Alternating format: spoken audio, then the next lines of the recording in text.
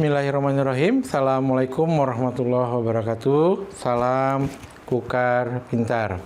Hai anak-anak, gimana kabarnya hari ini? Semoga hari ini kalian semua selalu sehat dan dalam lindungan Allah Subhanahu wa taala.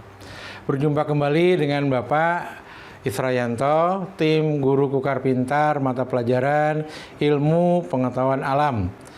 Pada pertemuan kita kali ini, kita akan membahas lanjutan materi sebelumnya tentang aplikasi penerapan teknologi ramah lingkungan. Pada hari ini, kita akan membahas tentang penerapan teknologi ramah lingkungan bidang transportasi, bidang lingkungan, dan bidang industri. Adapun sumber belajar yang akan kita gunakan adalah buku Ilmu Pengetahuan Alam kelas 9 semester 2 Kementerian Pendidikan dan Kebudayaan revisi tahun 2018. Tujuan pembelajaran kita hari ini setelah kegiatan pembelajaran dilaksanakan, diharapkan kalian satu dapat mengidentifikasi penerapan teknologi ramah lingkungan di sekitar tempat tinggal kita. Yang kedua, mengidentifikasi bentuk aplikasi teknologi ramah lingkungan bidang transportasi, bidang lingkungan, dan bidang industri dengan benar. Pada pertemuan kita sebelumnya, kita telah membahas pengertian teknologi ramah lingkungan, penerapan teknologi ramah lingkungan bidang energi. Selanjutnya, pada hari ini kita akan mempelajari penerapan aplikasi teknologi ramah lingkungan bidang transportasi. Berikut ini beberapa contoh kendaraan yang menerapkan teknologi ramah lingkungan. Yang pertama, kita kenal dengan kendaraan hidrogen atau biasa disebut dengan hydrogen vehicle. Tahukah kalian apa itu?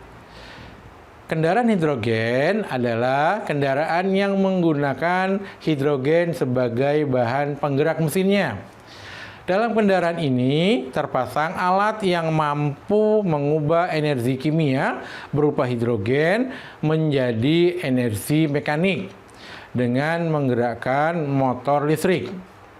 Kendaraan yang telah diproduksi mampu melaju dengan kecepatan 450 km per jam. Cepat bukan? Selain mobil, kendaraan yang juga menggunakan hydrogen vehicle antara lain sepeda motor, skuter, dan pesawat. Penerapan teknologi ramah lingkungan bidang transportasi yang selanjutnya adalah mobil surya. Tahukah kalian mobil surya? Atau kalian pernah melihatnya? Mobil surya atau solar car adalah mobil yang menggunakan atau memanfaatkan energi matahari sebagai energi utamanya. Salah satu contohnya adalah bus surya.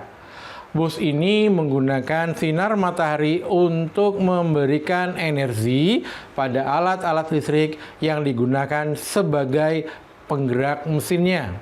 Berikutnya, penerapan teknologi ramah lingkungan bidang transportasi adalah pemanfaatan mobil listrik.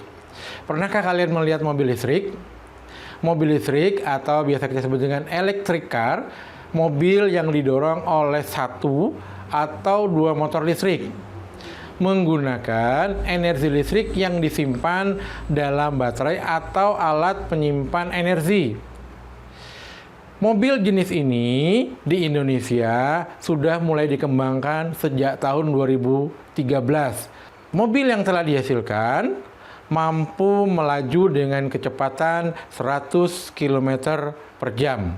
Setelah kita mempelajari penerapan teknologi ramah lingkungan bidang transportasi, selanjutnya kita akan membahas penerapan teknologi ramah lingkungan bidang lingkungan.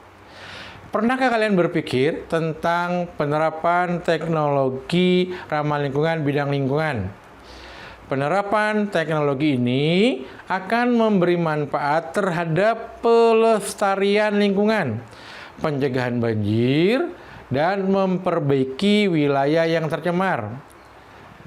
Berikut akan Bapak jelaskan beberapa contoh penerapan teknologi untuk bidang lingkungan. Yang pertama, biopori atau biasa dikenal dengan teknologi lubang resapan atau TLR.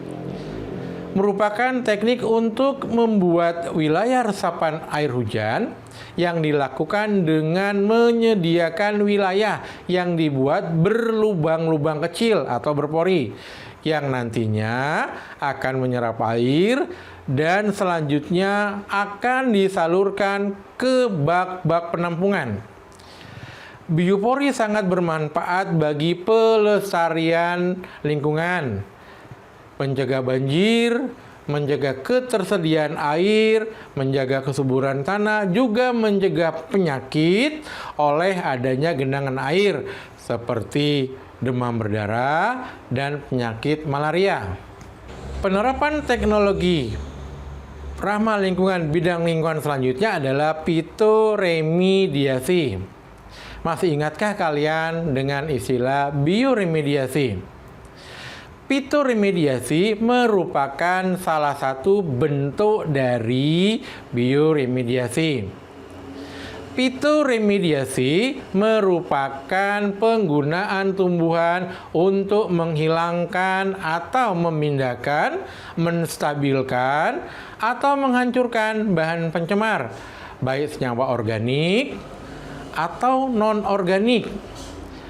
Melalui fitoremediasi, polutan berupa logam berat, pestisida, minyak, dan zat lain yang mengotori air, tanah, udara dapat dikurangi atau mungkin bahkan bisa dihilangkan.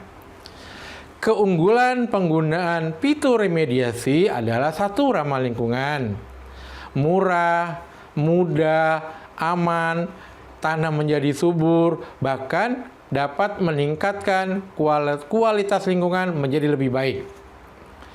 Contoh tumbuhan yang biasa digunakan untuk fitoremediasi antara lain bunga matahari, sawi, eceng gondok, padi, tembakau, dan tanaman sansifera.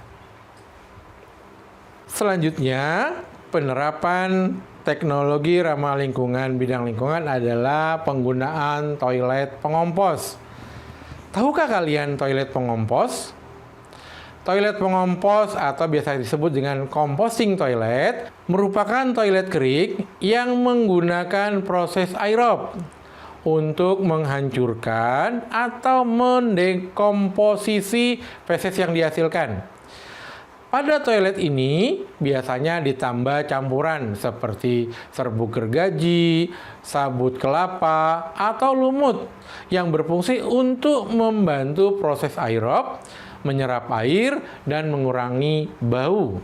Selanjutnya, penerapan teknologi ramah lingkungan bidang lingkungan adalah pemurnian air.